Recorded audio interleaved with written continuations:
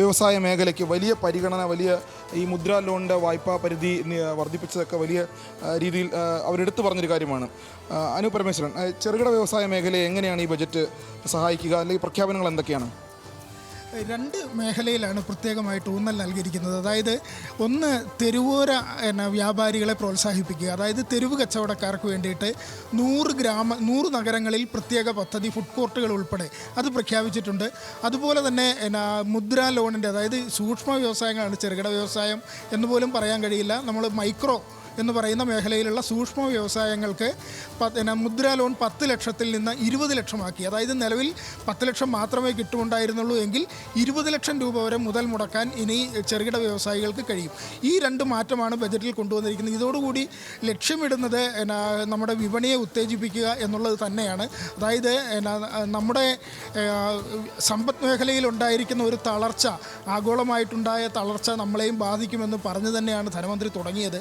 ആ തളർച്ച എങ്ങനെ ബാധിക്കും എന്ന് കണ്ടുകൊണ്ട് അതിനെ പരിഹരിക്കാനുള്ള, അതായത് 10 ലക്ഷം രൂപ വീതം 1 കോടി ആളുകൾക്ക് വായ്പ അധികമായി ലഭിച്ചു കഴിഞ്ഞാൽ അതുണ്ടാക്കാൻ പോകുന്ന ഒരു വ്യത്യാസമുണ്ട് വിപണിയിൽ, അത് ലക്ഷ്യമിട്ടാണ്. അതുപോലെ പക്ഷേ നമ്മൾ പ്രതീക്ഷിച്ചത് നിർമ്മാണ മേഖലയിൽ വലിയ തോതിൽ എന്തെങ്കിലും പ്രഖ്യാപനങ്ങൾ ഉണ്ടാകുമെന്നാണ്.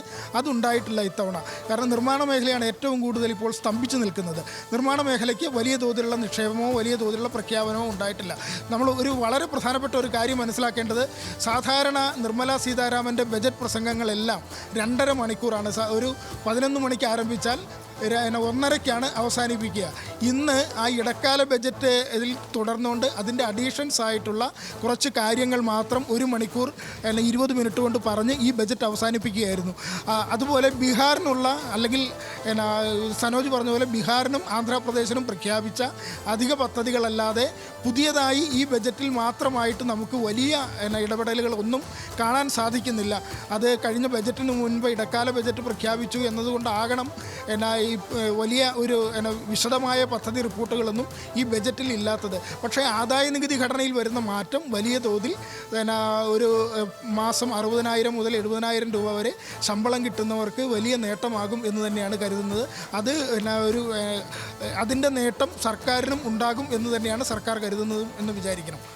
ഈ സ്ത്രീകളെയും യുവാക്കളെയും തൊഴിലെടുക്കുന്ന യുവാക്കളെ, ചെറുപ്പക്കാരെ സ്വാധീനിക്കുന്ന പ്രഖ്യാപനങ്ങൾ, അത് എങ്ങനെയാണ് അതിനെ നമുക്ക് കാണാൻ കഴിയുക? നിരവധി പദ്ധതികൾ ഇതിനകത്ത് പറയുന്നുണ്ട്. മുൻപും ഇത്തരം പദ്ധതികൾ ഒരുപാട് ഉണ്ടായിരുന്നു. അതായത് യുവാക്കൾക്ക് വേണ്ടി പ്രത്യേക നൈപുണ്യ പരിശീലന കേന്ദ്രങ്ങൾ, അതായത് എല്ലാ സംസ്ഥാനങ്ങളും കേന്ദ്രാവിഷ്കൃത പദ്ധതികളായിട്ട് നൈപുണ്യ വികസനം നടപ്പാക്കും എന്നാണ് പ്രഖ്യാപിച്ചിരിക്കുന്നത്.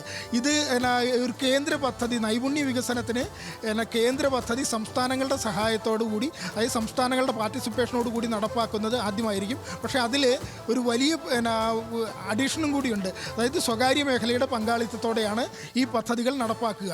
വലിയ തോതിലുള്ള ഒരു തുക മുതൽ മുടക്കുന്നതിൽ കേന്ദ്ര സർക്കാരും ഇക്കാര്യത്തിൽ ചെയ്യുന്നുണ്ട് എന്ന് തന്നെയാണ് നമുക്ക് മനസ്സിലാക്കേണ്ടത്. തുക കേന്ദ്ര സർക്കാർ മുടക്കുന്നതിനൊപ്പം സ്വകാര്യ മേഖലയിൽ നിന്നുള്ള നിക്ഷേപമാണ് ലക്ഷ്യമിടുന്നത് എന്നുമാണ് നമുക്കിതിൽ മനസ്സിലാക്കേണ്ടത്. അതുപോലെ ഓഹരി വിപണി വലിയ തോതിൽ ഇടിയുന്നുണ്ട്. അതിൻ്റെ പ്രധാനപ്പെട്ട കാരണം ഓഹരി വിപണിയിൽ സെൻസെക്സിൽ 600 പോയിൻ്റാണ് ഇപ്പോൾ കുറഞ്ഞിരിക്കുന്നത്. നിഫ്റ്റിയിൽ 207 പോയിൻറ്റും കുറവുണ്ട്. ഇതിൻ്റെ പ്രധാന കാരണം ഓഹരി വിപണിക്ക് ബാധകമായ കൈമാറ്റ നികുതികൾ, ട്രാൻസാക്ഷൻ ടാക്സുകളുണ്ട്. ആ ടാക്സുകളൊക്കെ ഉയരുന്നുണ്ട്. അത് വിപണിയെ പ്രതികൂലമായി ബാധിക്കും. അതുപോലെ വിപണി പ്രതീക്ഷിക്കുന്ന രീതിയിലുള്ള വ്യവസായ അനുകൂല റിപ്പോർട്ടുകളൊന്നും ഈ ബജറ്റിൽ ഇല്ല എന്നുകൂടിയാണ്. ഈ ഓഹരി വിപണി ഇതിൻ്റെ ഒരു സൂചികയാണ് ബജറ്റിൻ്റെ.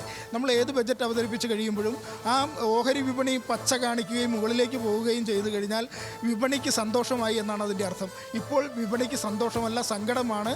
അതാണ് ഓഹരി വിപണിയിൽ നിന്ന് നമുക്ക് മനസ്സിലാകുന്നത്.